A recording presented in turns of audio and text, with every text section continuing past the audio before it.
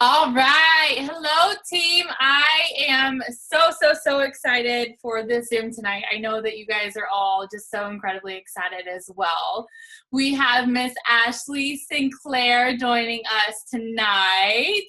Hello. And Ashley, we are just so pumped to have you on and to learn from you. You're incredible. We all look up to you. And I was thinking, and I was talking to Michael earlier, and I was like, she's the first person I ever got a picture with. Did you know that? Ever. Like my first event, you're the first person I ever had a picture with. Wow. Okay. Will you share how you got started in this business with us? Sure, I would love to. First of all, hi everyone. I'm on the Brady Bunch view so that I can see you guys.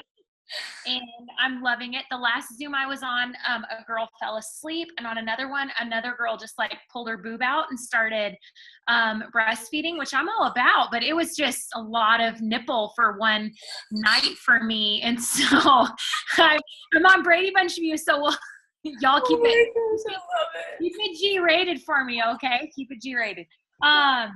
Yeah, so I started in September of 2011, and I had a friend from junior high that sent me a message and said, it was actually a message that was approximately 900 paragraphs long, and talked about this crazy wrap and how she tried it at this hair show and how it actually worked, and that it was the most amazing thing ever. And she kept talking about these women up north that were making $10,000 a month.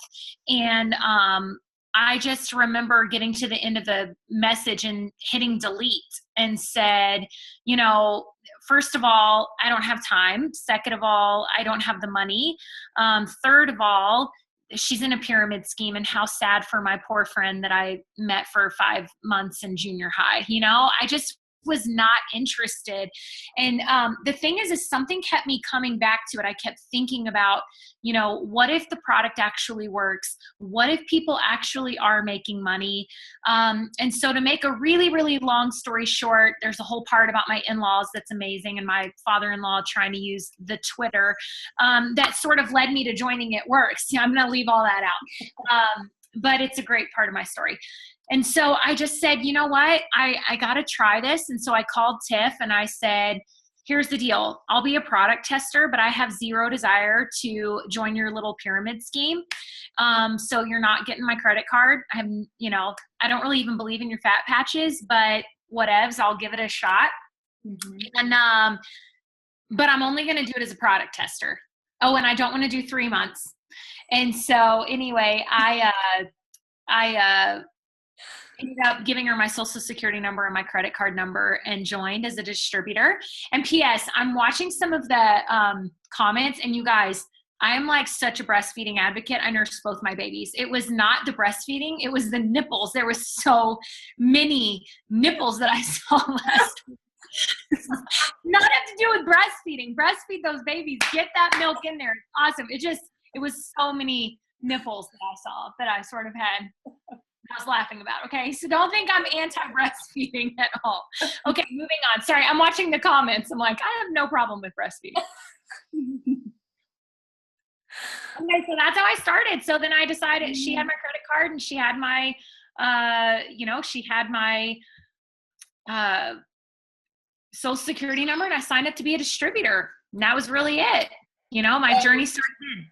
Oh my gosh. So we know just how quickly you went in this business, 7 months to Ambassador Diamonds. Mm-hmm. And that is like one of the biggest questions, are people are like, how in the world did she do that? And I know that you did have quite of a network before. And I think that's a lot of the time what people don't see is the network that some people do bring in when they first start this business. Right.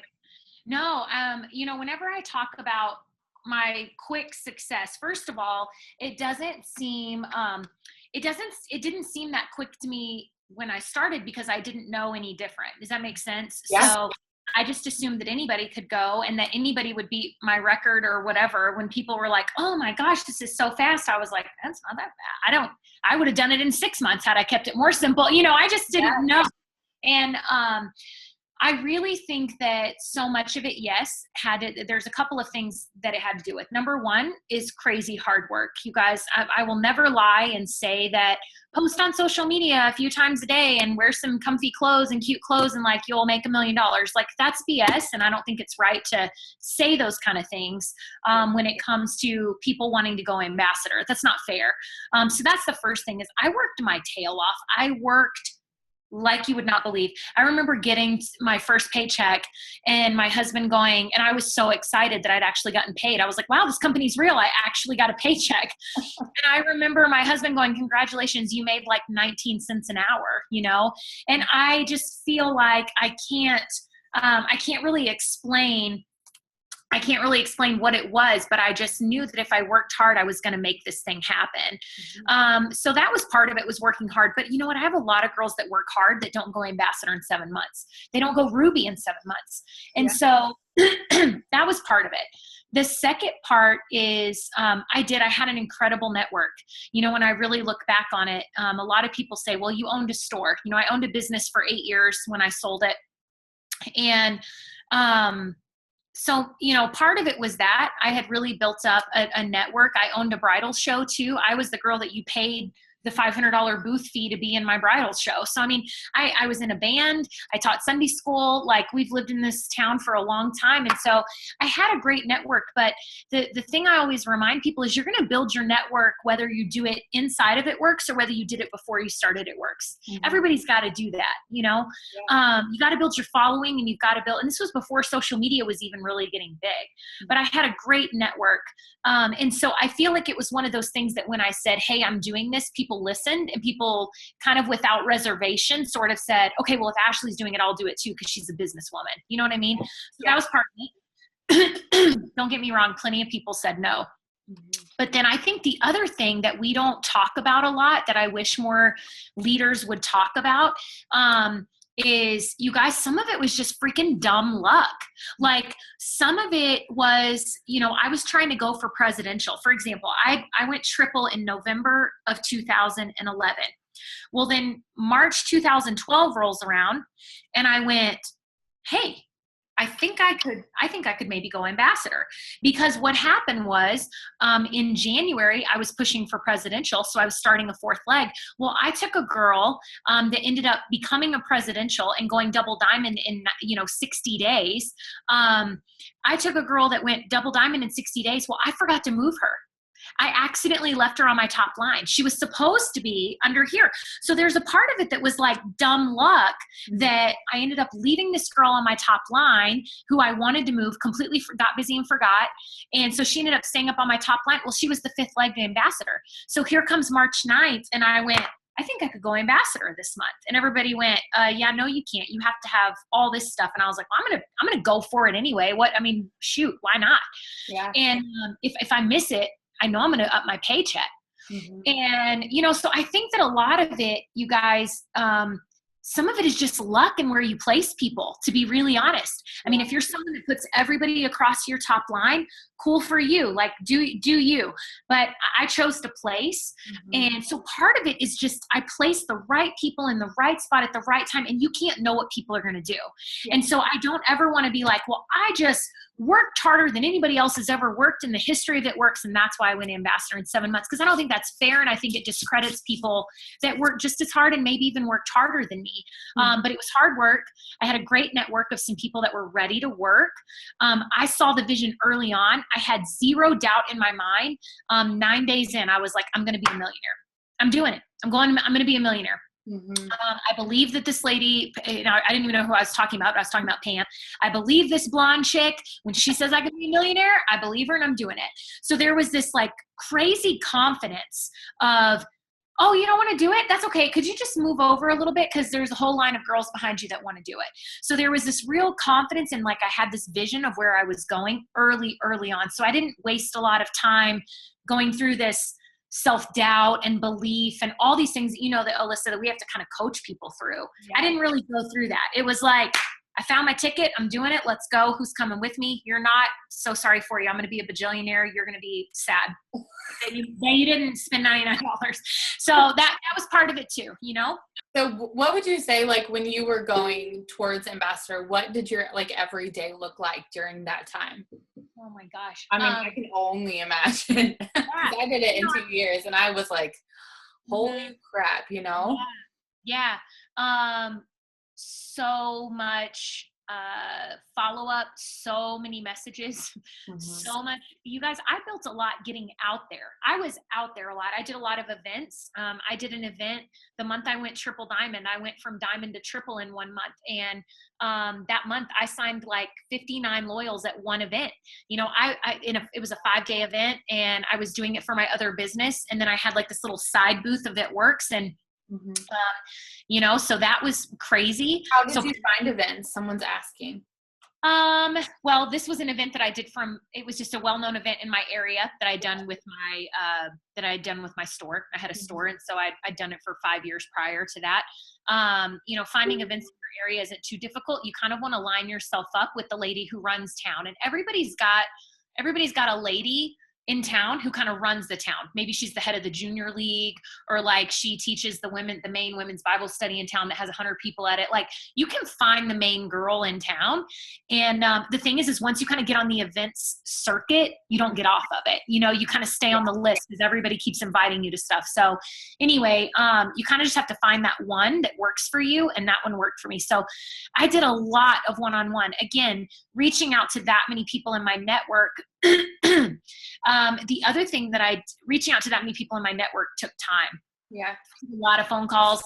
At that point, I was still dealing with warm market. You know, I really didn't run out of my warm market, I would say, until the last, couple of years, where I've kind of relied more on social media and building more through my cold market. So lots of coffee meetings. Well, I lived at Starbucks. They knew my name. I drank about 12 cups of coffee a day. And a lot of helping my team. Like, I knew very specifically who I needed to go where. And I had this very serious outline of who was doing what, when. Mm-hmm. And so I was talking to those girls daily, helping keep them pumped up, keeping them going. Do you feel like you implemented layered leadership early on? No, I don't even know what that is. I still don't even know what that is. No. I tried the whole layered leadership thing. And the truth is you don't want to hear my whole rant about that. My very short 20-second rant on layered leadership is that in this business, we too often equate title with leadership. And so I have executives that have more leadership pizzazz in their body than I do some presidentials. I mean, I have some presidentials that I'm like, you need to go, because they don't have a heart for this, and they magically kind of went presidential, and you know what I mean? And then I've got girls that are executives that bleed black, green, and bling, and they're better leaders on any given day than some of my presidentials are. So I don't think that that's fair. I'm very big on just kind of plucking people out that I see doing amazing things and just encouraging as much as I can. But layered leadership, no. I'm just busy. This is a busy business. You need to be ready to be busy. Mm-hmm. And I'm okay with that. When my phone's not ringing, I don't like it. Yeah. Yeah. So one question is balancing between being a mom, a wife, and a business owner. How, obviously the law of trade-offs plays a huge role in that, but they want to know kind of how you balanced all of it and still do. Yeah. Well, okay. So 100% honesty. That's the only way I roll. At the beginning, I didn't. I'm not kidding. My husband practically slept on the couch. He was so mad at me. I didn't know if we were going to make it. I'm being 100% honest with you guys. Mm-hmm. I'm not saying this is what you have to do to be successful. I'm saying that I've got a weird thing in my brain that craves success so much that I have a hard time turning that off. Mm-hmm. So I was just so stinking focused, you guys, that my daughter was, my youngest, who's now 5, was 3.5 months when I started. I don't remember much of the first year of her life. I don't remember her walking. I know she did at some point. I mean, she walks now. She's a great walker. I'm really proud of her. She walks really well now, but I don't remember her walking. I don't remember her first steps. I don't remember so much about that first year of her life. I really don't. I was tired a lot. I lost a lot of sleep. I was sick a lot. Mm-hmm. But again, that was the first year. And that was the first 7 months. And was that worth it to me looking back? Depends on the day, depends on, my mood and and when you talk to me. When I can do things like put them in the school I want, homeschool them. We have a hybrid homeschool that we go to that is expensive, but that I love and keeps me involved in their life and in their education and in their spiritual life. And is that the most important thing to me now? Absolutely. So would I go back and change anything? No, because I'm part of their life now in a way that most moms don't get to be in their life. The vacations, having my husband home, is all that worth it? Absolutely. But, now it's small things like, don't plug your phone in beside your bed. You guys, plug your phone in your closet, plug your phone in your bathroom. My husband just tonight at dinner, we had a little date night before this, and he said, Ash, I just think you need to start working out. And I was like, you're a jerk. That's not what he meant. He meant you need that time for yourself. I know how you feel when you're even just walking around the block, when you're, taking a walk on the treadmill for 20 minutes, you're a different person and you haven't been giving yourself that time to decompress.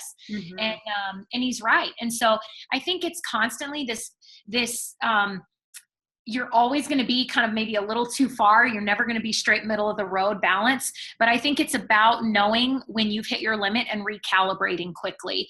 But the deal with you guys is I don't care if it's at works. I don't care if it was my lingerie store I owned. I don't care if it's just being a mom. I get so freaking laser focused on one thing, just like most women do, and I go all after it. And so it's easy to get off balance. I don't have a lot of really great tips and tricks other than it, most of the time it's just with your phone. It's realizing that there's no wrap emergency.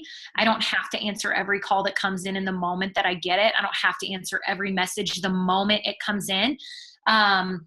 If it's an income producing activity, then I try to focus on that. And, I have to realize one thing that God really taught me a couple of years ago is what's important to me. And there are three main things that I realized in this season of my life.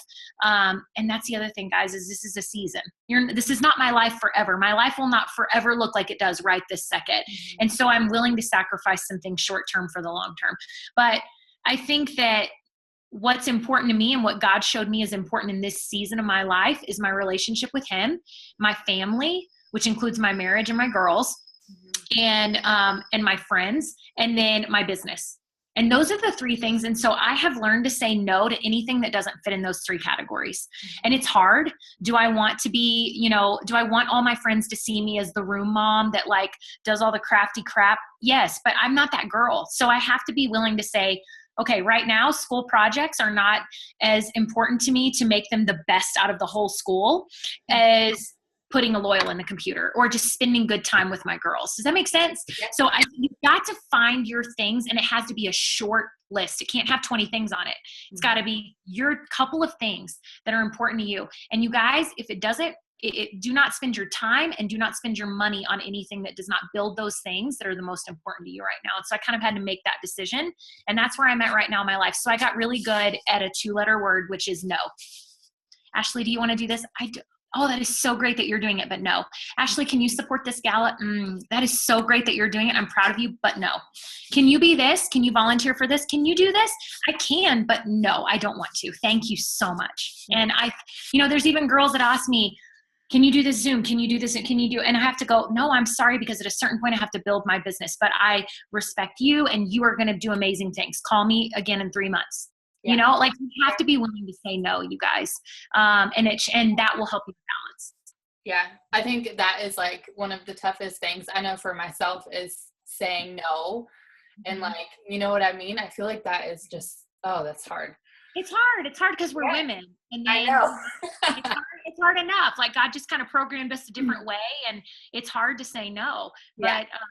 But your family and your business, your kiddos, your relationship with God, like those kind of things have to come first, because you guys, those are the things that are the eternal. Like if I could give you anything tonight, it's have an eternal perspective. Like it works is amazing. It has changed so many of our lives. Like it will change your life. I will preach that all day. But at the end of the day, my family's what's going to be there. My relationship with God, my friends, that's what's going to be there, And so if those things fall away, but I become a bajillionaire, like it profits me nothing. That's in the Bible. Like what good is it for a man to have everything and lose his whole soul? And that's just not my goal in this business, is to lose Ashley and to lose my soul and my eternal perspective on a quest to become Black Diamond or make $1 bajillion, you know? Yeah. Luckily you can do both in this business if you do it right. I'm working on figuring out how to be a bajillionaire and somehow have an eternal perspective. I love it. Okay, so a next question is, what was your biggest struggle, assuming it's relatable to everyone else, which is why I'm asking, with getting to ambassador, and how did you work through it / overcome it? Yeah, you guys, so it was 100%, it was keeping it simple. I truly did not believe that this business could be as simple as it really is. And I always start out all of my trainings with, I want to teach you how to make $1 million, but you have to trust one thing. And that is that the simpler you make this business, the more money you'll make in it. Mm-hmm. And it doesn't make sense. Again, we're women. We want to complicate things. We want to think that there's got to be all these layers. But the truth is, you guys, it is so freaking simple. Mm-hmm. And I didn't believe that. And I wasted time. And I guarantee you, I could have gone ambassador in 6 months. I wasted there's no doubt I wasted a minimum of 30 days just making it more difficult than it had to be. What would you say like that, like some of those things were? Okay. Yeah. So one of them was in duplicating. That's really the main thing. And I should probably figure out a way to say that better, but it's mainly through duplicating. I didn't understand that if what I'm doing can't be duplicated, I won't make money. Mm-hmm. So you have to realize, coming from, I started my store and my business when I was 22. And so I built grassroots from the ground up. I did everything my own, on my own. And so for example, I used to make my own catalogs. I used to make my own Blitz cards. I used to make these books, you guys, these training notebooks that were like this thick. I mean, no joke. I would just have pages and pages and pages of crap printed out. I would stay up late working on spreadsheets and documents, thinking that I needed to, if I could send you guys the email that I sent to my first distributors. Oh my gosh, you guys, it was like, here's a PDF file of 97 pages. I mean, if you think I'm kidding, I'm not even kidding. It was so much. Those are the kind of things. And so I remember what woke me up was there was a girl who said, well, I want to sign a new distributor, but I just haven't been able to make it over to Walmart yet and get a lime green folder. And so as soon as I can get a folder and get all of her stuff printed out, I'll get her signed up. Mm-hmm. And there was something about hearing her say that made me go, oh my gosh, I'm stunting my team's growth because they can't duplicate. They've got all this crap that they feel like they have to do to be successful. So that would be one really big example right there. That's good. Yeah. Okay, so the next question is, I know that you said like you saw the vision so quickly. So when you bring a new distributor in, how do you kind of map that out to help them see the vision? And how do you kind of create that with them? Yeah. So lately with new distributors, my goal has been 2 things. Number one, I want to know their why, and I want to know it deeply. I don't want to just know I need $500 a month. Why do you need 500? Like, we really get in there. And I think that that's important. I ask questions like, what's making you look at It Works versus anything else? What made you sign up with It Works versus any other company that's out there? Because you have a lot to choose from, right? So I try to find out, what is it about this company that's special? Because you guys, if you can help your new distributors dig roots and start that root, I call it root planting, like just really start digging in, then whenever they hear the first no, they've got roots. They're not just gone the first day. So that's one. The second thing is, it's their why, but then it's also helping them get a win. So my goal is to help people win as quickly as possible.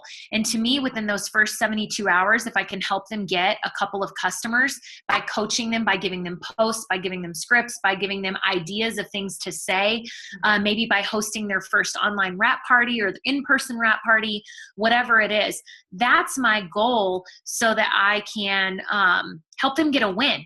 I try to think of myself as a coach. I'm not somebody's sponsor. I'm not somebody's leader. Like, they don't know me as that. I want to be their coach. And what does a coach do? He puts their team in, he shows them how to practice, and then shows them how to get a win. And so that's my goal. Help them win and to know their why. And those are the 2 main things I've really been focused on when I'm signing people up right now. That's perfect. I love that. Okay, next question is, what does the first month for your new distributors look like?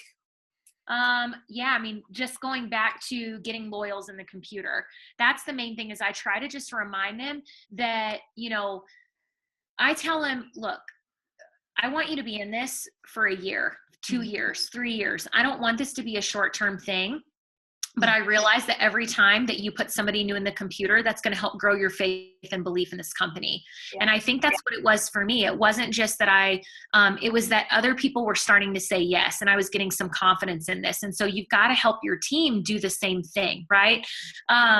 So I think a lot of that has to do with launching them either online or in person if I can, talking with them a lot, checking in with them almost daily. You'd be shocked how many of my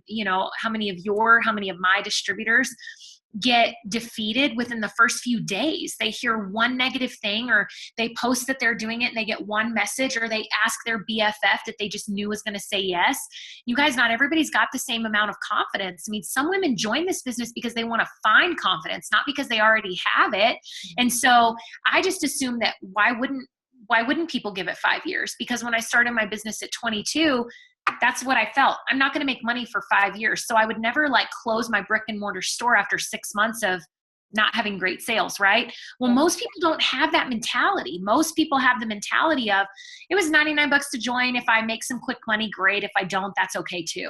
Mm-hmm. And so, like I said, I think it's so much about reminding them how we make money. These are the 3 ways we make money. We make them through bonuses, through our fast start bonuses. We make them through wrap cash. We make them through commissions. And so if I can help you get all 3 of those in 1 month, I feel like it's a win. I want to help you get a fast start. I want to help you make a wrap sale, a retail sale, and I want to help you earn some commission. So let's do that. You guys, I mean, that just starts with helping them send those messages, helping them post, helping them get out in front of people, whatever it is that they're going to do to really grow this business. And that's where it starts right there. So I have them send me their list. Who are you going to talk to first? If you got great news today, who would you call first? Let's start there, and I try to walk with them through that, not just say, okay, text me back, but try to get them on the phone if I can, or on a Zoom if I can, and do those together so that if they get a no, I'm right there with them telling them how, amazing they are. Mm-hmm. So that's what a lot of my first month looks like. Hopefully answering questions, but guys, can I be really honest? I mean, I have DTs that block me within the first week. They sign up and then all of a sudden they join protection. I have no clue what that's about. I'm like, I'm a fun gal. I don't know why you would spend $100 and then leave me, but whatever. So just know that happens to me too. It's not like everybody I sign up goes Ruby in 30 days. Okay. I have a lot of people that sign up and then I never hear from them, or they act like we've never met. So that happens too. Okay, so the next question is, I know that you said you have used your warm market. So do you still build a lot in person, or are you mostly social media now? I like to build in person more than anything. I'm a fun gal. I like to think I'm better in person than online. Mm-hmm. And so I feel like if I can get people on the phone whenever possible, I do much better on the phone. But just being honest, I mean, it's not that any area or any city will ever be completely saturated. I just don't believe that. I still have girls in my town that are joining Mary Kay and Herbalife and Avon and things that have been around for 50 years. So I don't ever think that it will be completely saturated in an area, but that doesn't mean that it hasn't changed in an area. Mm-hmm. And so face-to-face, I have less and less face-to-face than I did when I first started here in Lubbock. But gosh, I love to get on the phone with people. I love to FaceTime with people. But yeah, I mean, I mostly build on social media right now, but my goal is to build as many social connections as I can where they think we're BFF, and then get them on the phone. Yeah, I love that. Do you cold message a lot, would you say? You what? Do you cold message a lot? I don't like to cold message a lot. I'm doing more of it. I've tried to think of it lately as people go on speed dates, right? So, I mean, it's okay to be like, hey, your profile caught my eye. You're gorgeous. Hope you don't think I'm a stalker, but, I think I think maybe you could do what I do and really like it. Can I send you some info? So have I done that? Yes. Does it feel weird to me at times? Yes. I prefer a little bit of back and forth before, trying to get to second base with them, but that's just me. Yeah. I love it. Okay. So the next question is, what do you do to encourage your potential distributors who they want to join, but something is holding them back? I just And asked. how do you break through that? Yeah. So I think it's just talking with people and being real with them and just saying, hey, I've sent you so many follow-up messages. Hey, like I did this to a girl the other day. I was like, I don't know if you realize, but I've been following up with you since 2013. And some months you ignore me and some months you respond to me. And I don't know if hard to get is your game, but hard to get's not my game. Like I need to know, are we doing this or not? You know, I think it's just talking to people. When I talk about follow-up and messaging people, it's all about, you know, how would you talk to that person if they were right in front of you? You know, Alyssa, if you're right in front of me and you've been stringing me along for a year, I'm going to say something like, I don't know what it is about me that makes you think that I'm not a real person where you can just ignore my messages, but it hurts my feelings. Like if you saw me in the grocery store and you just walked away from me, that would hurt my feelings. That's how I feel on Facebook. So I don't know why you asked for info and then now you act like you don't even know me. So what's up? So, I mean, those are the kind of things that I send. I talk to people like I would if they were right in front of me. Yeah. Now, those are the kind of messages I send after 4 or 5 no responses, you know, once they've responded to me, or if they've reached out to me or asked me a question or seemed interested, and then they just stop, you know, they stop. I'm like, you can tell me if you don't want to do this. You can tell me if you want me to go jump off a bridge. I mean, I won't. My life's awesome. But tell me at least. Oh, yeah, I know it all too well. So how do you stay organized? Like, with your potentials and your customers and your team, what would you say your biggest tips are for staying organized? Yeah. So I don't mind showing you guys this, but I'm going to be really, you guys, I've already told you 20 times, I'm going to be honest with you. Please don't ask me to email this to you or send it to you. Like if you Facebook message me and you go, but Ashley, I love you and you're sending it. No, I'm sorry. I ain't got time to email. I'm building my own business, but I will show you what I do. Okay.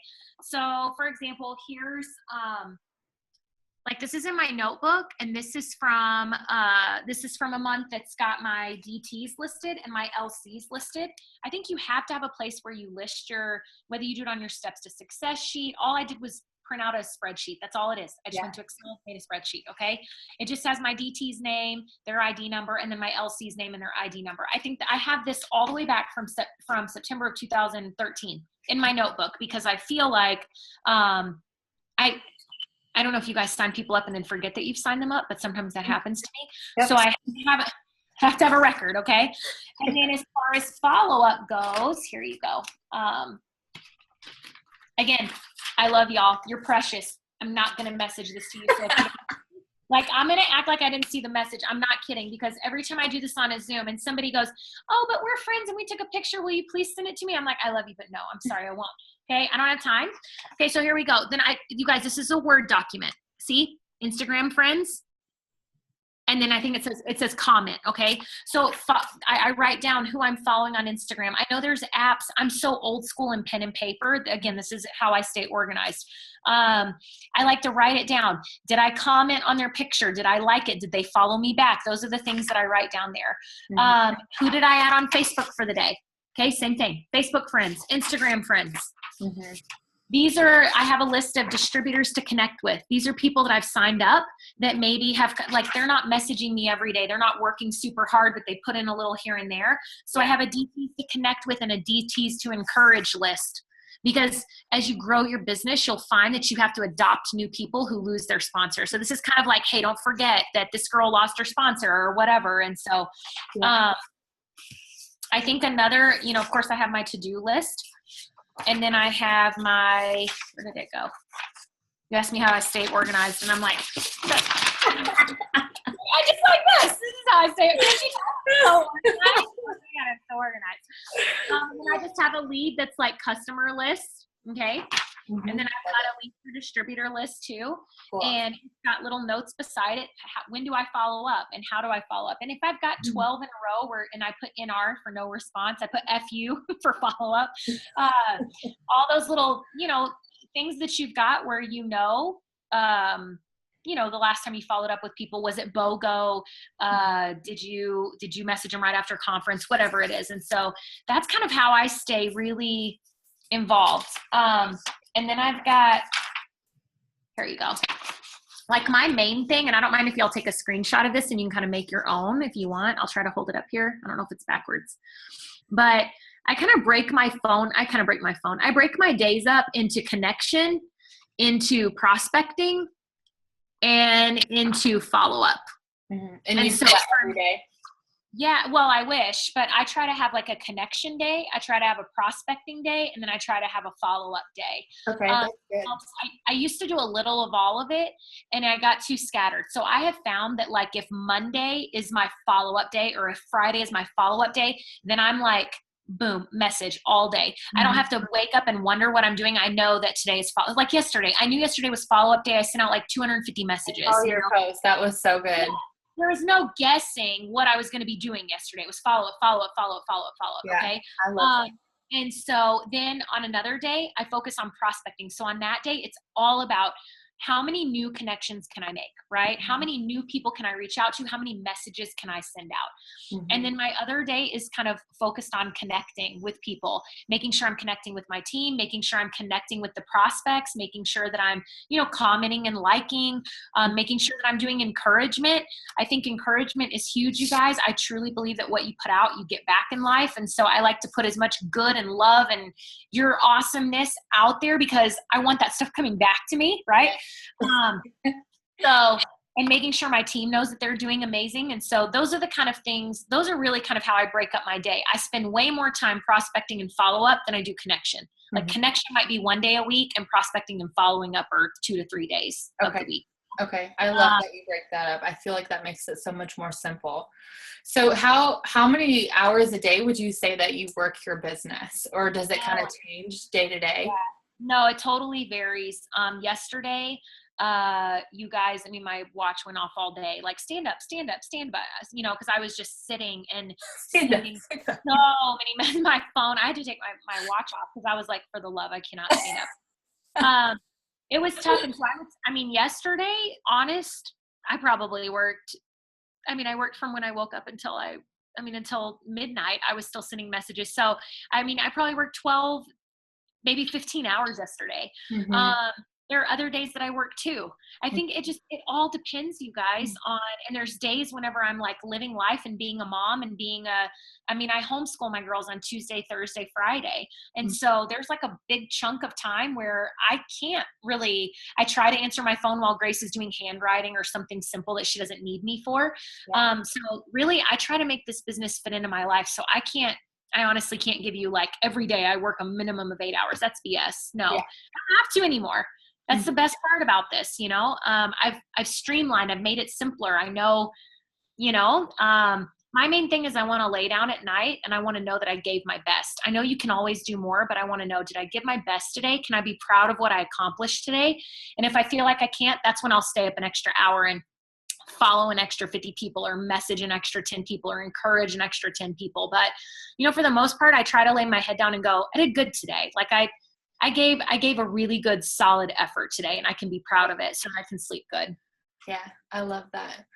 Okay. So another question is with these go bonuses and go fast bonuses, if someone came to you and they were like, okay, I want to go diamond or I want to go double, triple, whatever, how would you recommend them like mapping that out to make that happen?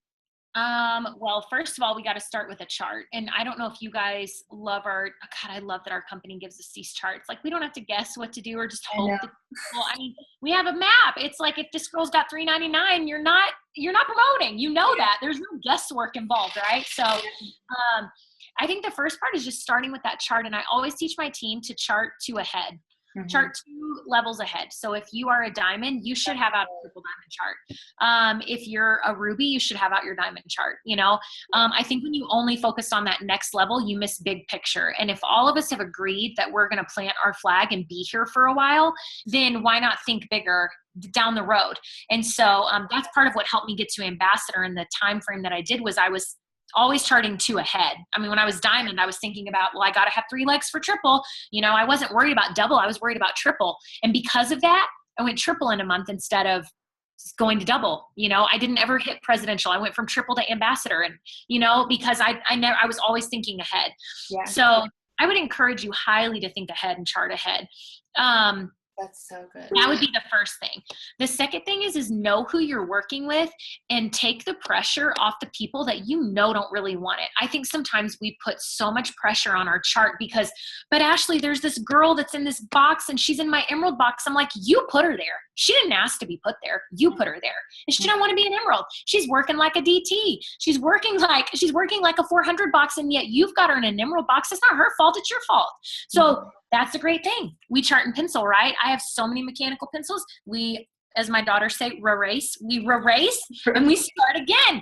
And that's what I love about this company is that if people don't want it, you guys quit pulling them freaking along. Yeah. There's a time and a place to build a ruby or to build an emerald and slap it together when you know that something else big can hold over here. Mm-hmm. And it's not that I never built a ruby that I knew probably didn't deserve it and wasn't going to really keep working. But if it built the greater good, I understood that. But for the most part, you guys, the people I was building with and working with, they were working with me and wanted it. Yeah. And so do not look up and have all these rubies on your chart where you're the one building. Like your name should be the one in the top of the ruby chart because you're the one doing all the work for that ruby. That's not right. You've got to find somebody that's willing to work with you. So that's the other thing that I would say. And then I would also just kind of map out, if each distributor needs at minimum, typically 4 LCs. A lot of times we know with some of our lower volume stuff, like maybe 6 to 8 even LCs. It's about, again, not just using your network and thinking you have to fill it all up, but working with that person. How can I help my girl Taylor that I need to be at 400? How can I help her get to 400? She's at 280 right now without having to place all these loyals under her, place orders. I want to help her get those loyals and use her network. Mm-hmm. So would you send sample messages and sample posts in that case? Is that what you would do? All the time. Okay. Hey girl, I noticed it's been a week since you put in a loyal. I'm still proud of you, but you also know that I want to help you grow your March 15th paycheck. This was my message to a lot of girls last month. My goal is to help you be excited when you open your March 15th paycheck. Here's something I just sent out to follow up that helped me get 2 new loyals on hair, skin, and nails. Here's a post I did that got me 3 new leads. You guys, that's what being a leader is. It's showing people what to do. It's not telling them what to do. It's showing them. And so my goal is to show people how to make money. And that's really where you've kind of got to have your focus. And so I think knowing exactly who you need, and you guys, here's the deal is I have girls who have said, I'm going after that go bonus. And they didn't put in a loyal the entire month of February. Like for the love, it happens. I get it. I know it's frustrating, but you really want this, you'll recalibrate and you will go, okay, well then who does want it? Oh, look, there's this 400 box that's down here that I wasn't even paying attention to that's got 1,500 in volume. Let's talk to her. Let's see if she's ready to work with me. Mm-hmm. I don't just place and make a whole ruby out of nothing. I really try to work side by side with whoever I can and match. I'm really big on matching effort. Yeah. So if a girl puts in a DT, hey, that's who I'm going to talk to about placing with, right? And then the other thing is just whatever you're doing, do it times 10 right now. Now is the time that whatever you're doing, what you did in December doesn't work in March. What you did last June does not work in February and April. Like if you're going for one of those bonuses and you're not just doing slow and steady, but you're trying to sprint there, you guys, you've got to take everything. If you're used to sending out 50 messages a day, it's got to be times 10. Let's go. Like sun up to sun down, if that's what you want. If you just want to build a nice little steady income and go Ruby, go for it. You don't have to listen to what I'm saying, but if you want a $50,000 bonus, you got to work like you want a $50,000 bonus. Crank the knob up. If it goes to 10, you need to be cranking the knob up to 25, right? So, there you go. So where do you find okay, so they get charted. Now we need all of the volume. What would you would you recommend social media or parties or? Of course. Yeah. Social media, parties, and it's mostly lately using my team's network too. I've really been going that route, especially whenever I feel like my well is kind of dry, and we all have those seasons where it's oh my gosh, I've got to refill my because it's so dried out. That's how I feel with my DTs right now. I'm like, what in the heck? And I know that I've been letting my DT list hold me back. My follow-up DT list has held me back from finding new potentials because I'm like, I've got 80 people that could sign any day, right?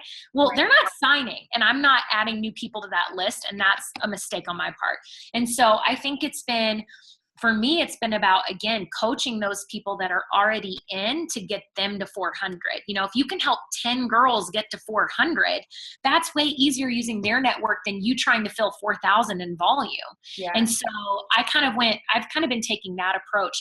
So yeah, online, I've got like 7 online parties scheduled for the next week. It's online party after online party, message after message. I've got group messages going. I've got as much as I can going to help these girls get their network in the computer, so that I don't feel like I have to fill it all in, because that's not fair to me. I can't fill in a whole diamond chart, of volume. That's not, you can't fill in 10,000 on your own, Right. Yeah. Oh my gosh, I love this. Everyone's like, I can't wait to watch the recording again. Okay, so I just have just 4 last questions. Okay, so one of them is, how in the world do you motivate your team? Oh, good question. Okay, so I don't, and I can't, and you can't, and you don't. You guys, I know you've heard the quote, and the sooner you get this through your brain, the better, the more pressure you'll take off yourself. You can't motivate people. It comes from within. I had the most amazing personal trainer, you guys. I loved her. She was so kind. She was funny. We were friends. I really liked her. But you guys, I didn't feel like going to the gym, and I stopped going to the gym, and I quit working out with her. And she was the best, most motivational person you could be around, right? Yeah. I didn't have the thing inside me that was focused on, and the priority in my life was not being fit in that moment. And so guess what? She could have said anything.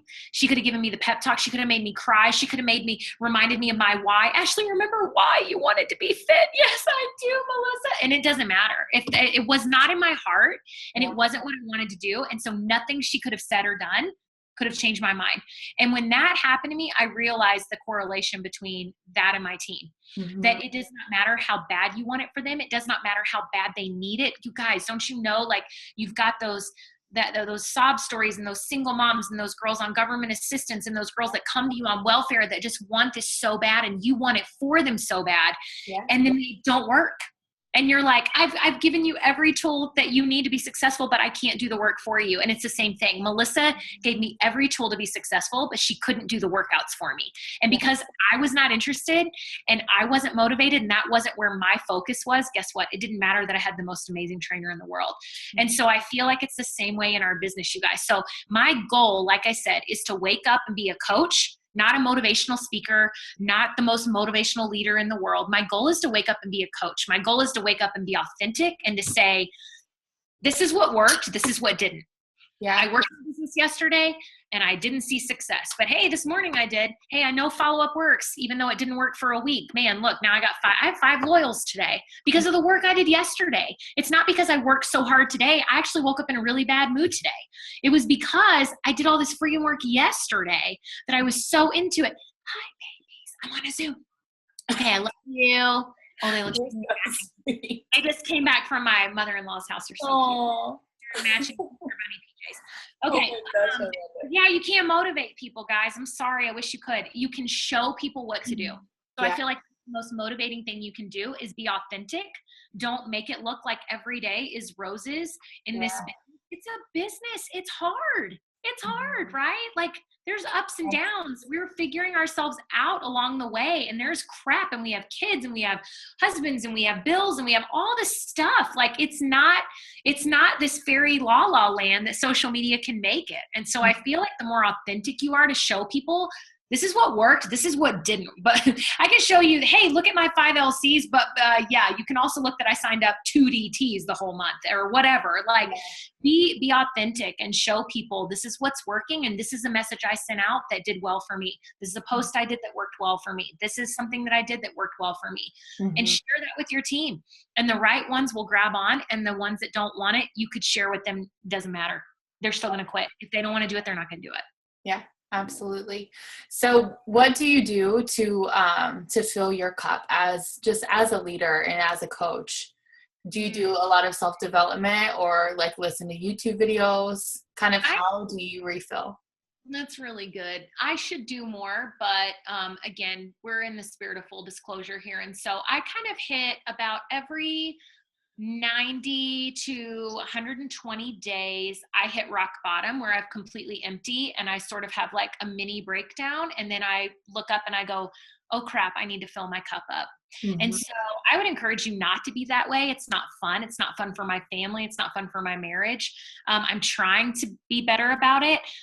Little things like, I know this is dumb, but you have to find what you love. I freaking love bubble baths. I could sit in a hot bath and just sweat it out for like 2.5 hours. Guacamole. Yeah. And like peel an avocado in there and just eat it whole. You guys. That's like my dream night. Okay. I've learned what makes me, I'm a people person. I love being around people. Mm-hmm. A lot of people are not people. I'm learning this, are not people. And so they spend all this time around people or messaging or in contact with people. And then they're like, they have to like retreat because they've used all their words. I'm like, God gave me about 9 million words a day to use. And so I never go over my limit. Well, a lot of people like they cap out at about 10,000 words. I do not. There's people that's why you have people like me on your Zooms. You're good. You know what? You know your strength and that's good. So I think that there's times that I forget that, hey, even though I'm a people person, I can still get really drained.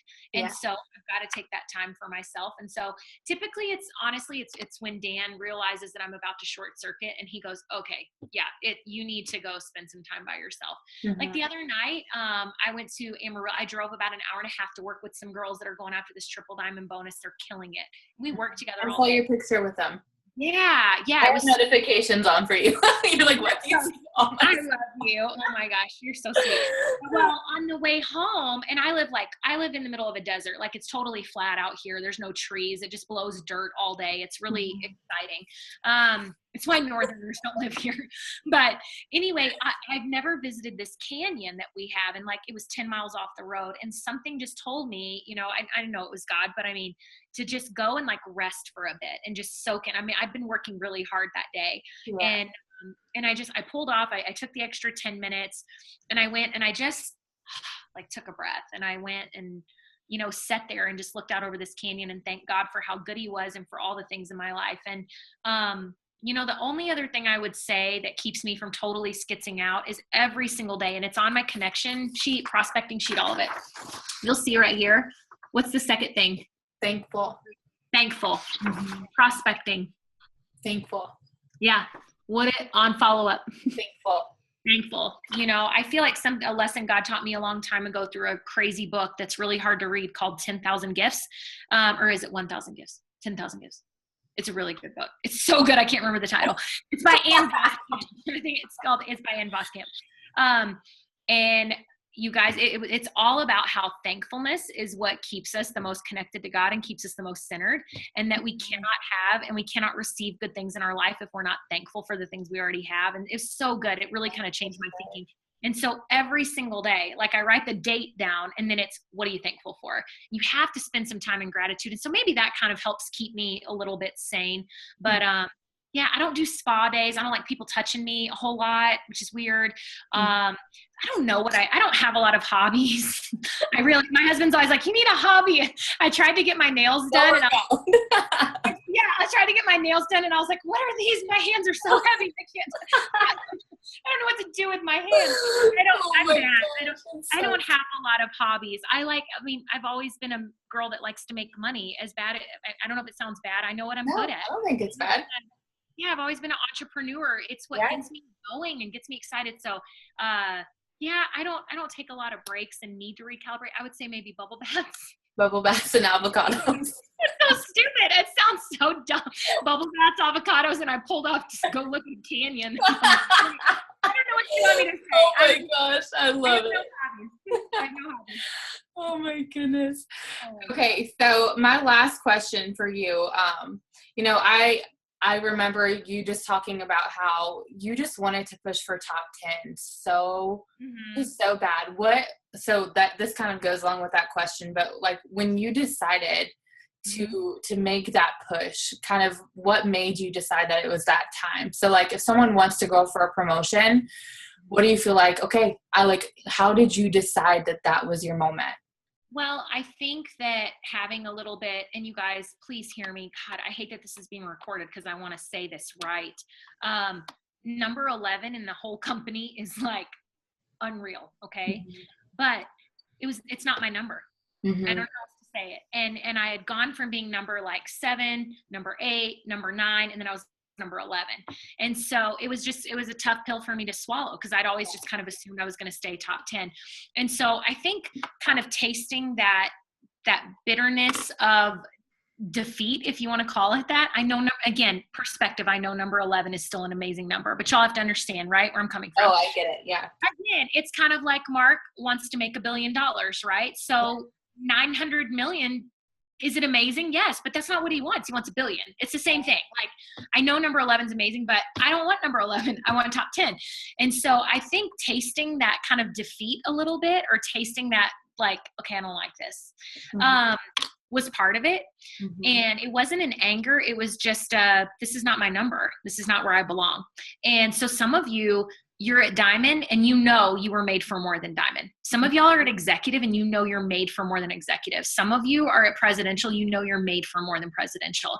And I think part of it starts there with being discontent with where you are. I don't mean discontent with the goodness that God has and has given you. I'm talking about with where you're at in your business. And so I was really discontent and not okay with number 11. That's the first thing. You can't be all settled in and like, oh, number 11's fine. Like, it feels so good. Oh my God, 1 and 1. Those are great numbers. It's so fun. No, there had to be this is not my number. It feels bad. It smells bad. It tastes bad. I don't like it. I want it off of me. And that's how so that it started there. I'm thankful, but this isn't my number. And then the second thing was realizing that a goal like that, and you guys, a goal like what you're going for in Diamond and Double, you can get to Diamond maybe on your own. I filled out my Diamond chart pretty much by myself, but you can't keep it by yourself. I know that. But especially Double and Up, I don't think you can get yourself there. You have to have some people that are working with you. Even if it's a lot of people doing a little bit, you got to have some help. Yeah. And so it became an issue of rallying my team. I mean, I had a champagne toast in my room planned for Thursday night, and I wanted to cancel it after they'd called out all the numbers because they did it last year at conference at, remember Thursday night. And I was just sick to my stomach, but I went to my team and I was like, here's the deal. You guys are better than this. You guys, because what made me more mad than anything, Alyssa, is that I didn't have anybody last year in the top 100 on my team. So the fact that I was even number 11 with nobody even in the top 10 is sort of a miracle in and of itself, right? And no bonuses and no top 10, no top 100 people.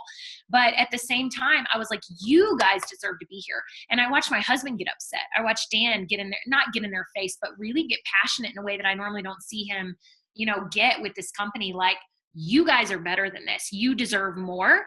And we want people in the top 100 next year. We're tired of being up here by ourselves. Let's go. You guys slacked off. You got content. You wanted triple and you got triple. And then you just sat on your ass and we're over it. Like, it's time to move. We're moving. We want to know who's going with us. Yeah. And so we just had a whole lot of people that went, yeah, we're not a number 11 team. And I think it kind of takes rallying those people. Sure.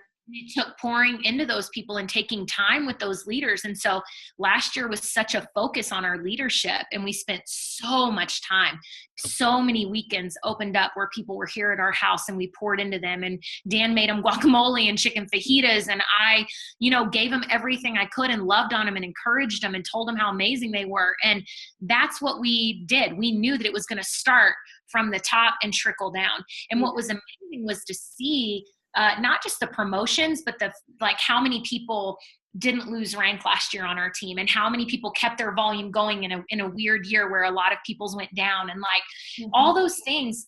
That's what did it. So I think it takes being discontent with where you are and knowing you were made for more. And I think it takes rallying those people behind you and realizing that, look, I want your success as much as I want mine. That top 10, yeah, it feels good for Daniel and Ashley Sinclair, but that was a team Sinclair win.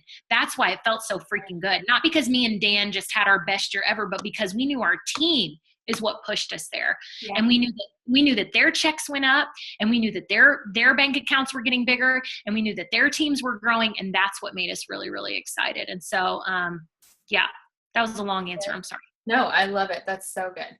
Okay. So my last question is, like, becoming a top 10 income earner, what would you say the 5 things that you did to get there would be, like the main 5 things?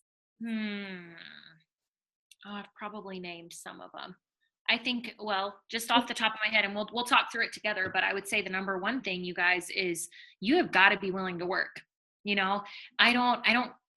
I mean, it might sound really bad. I might take a day or 2 off, but I haven't taken a week off, and I don't know how long. And I want it that way. I want it that way. When you love what you do, I don't feel like, oh my God, I've got to go to work. Right.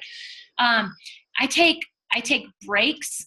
I let up, and I don't give up. Does that make sense? I don't take off a week. You can't. Not whenever you're trying to build an empire. Again, if you're going for Ruby and you want a few $100, don't listen to this part. This is for people that want to go top 10 or want to go triple presidential ambassador, right? Or double and get up there. I think the other thing you have to do is you have to find people that want to work with you. I'm sorry, but this business, like, nobody's an island. You cannot get there on your own if you want to go that high. Yeah. So you have to find people that want to work with you, and there's no formula for it. That's the thing, is I can't tell you this is exactly what you do to get people, because you could have already signed that person. You could be signing them tomorrow. It could take you 2 years to find them. I don't know when your time frame is. Yeah. I always tell people, and I'm sure you've heard it, like, that this business is like a deck of cards, and that there's 4 aces in there, right? And so the problem is I found 4 aces really, really early on. Like, the first 3 people I signed were my presidential, my triple, and another presidential when I went ambassador. That's nuts. And they're all my level 1 and personally enrolled by me. Crazy, huh? How often does that happen? Probably never. That's part of the success that I found. And so I got really lucky. But what if I would have had to have signed 48 people, and then the last 4, and then the 49, 50, 51, and 52 were my aces. The problem is so many people give up because number 1 through 10 aren't their aces, and they go, well, I'm not good at this. Well, I almost said a bad word. BS. Like, that's not right. That's not fair. Yeah. You haven't flipped over your whole deck of cards. And here's what's crazy is I've gotten to 52 cards, and you know what? I've shuffled that deck, moved it to the side, and they're over here. And now I got a whole new deck of cards.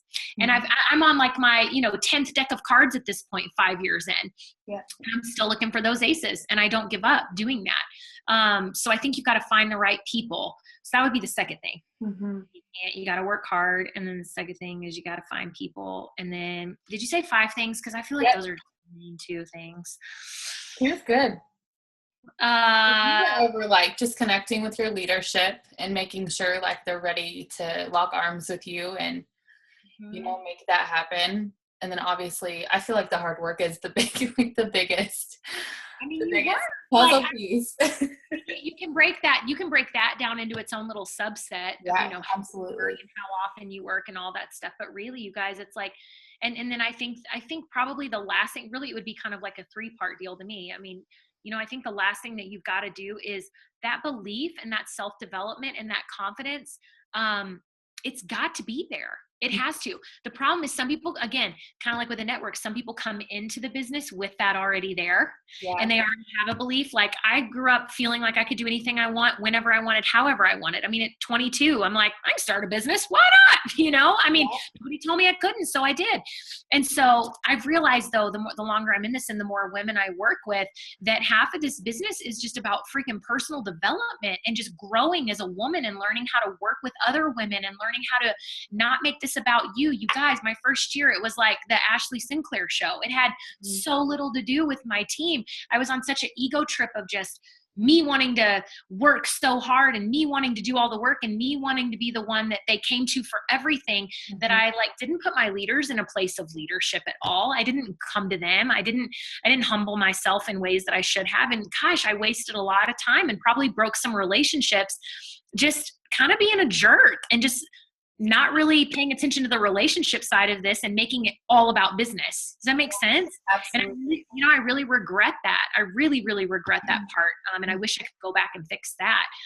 But again, I had to learn, like, God had to strip me of some really ugly things that I wouldn't have known were there until I was I had a big mirror in front of me called It Works. And It Works will be in network marketing, and it will be a big fat mirror in front of you. And most people look in the mirror and they go, yeah, I don't like that. And so they decide not to look in it anymore. Those of us that stand the test, we keep looking in the mirror and we go, oh, that's ugly. I got to fix that. Oh my gosh. Oh, wow. God, I didn't know I was like that. I got to fix that. Please help me fix that. So 5 years down the road, I'm a different person than I was whenever I started. Thank God that he used network marketing as a vehicle to help change me and my heart and make me more gracious and like people. You guys, I don't know that I even liked people before I started. Like, it's awful, but it's the truth. So there's all these things that come out, and you've got to be willing to work on yourself. You've got to be willing to look in that big mirror and go, yikes, I didn't know that some of you are going to look in the mirror and go, I didn't know that I gave up so easily on things. Wow, where did that stem from? Wow, I didn't know that I never thought I was worthy of anything good. Wow, I didn't know that I carried around these deep-seated feelings about money and feeling like I don't deserve to make more than this much money a month.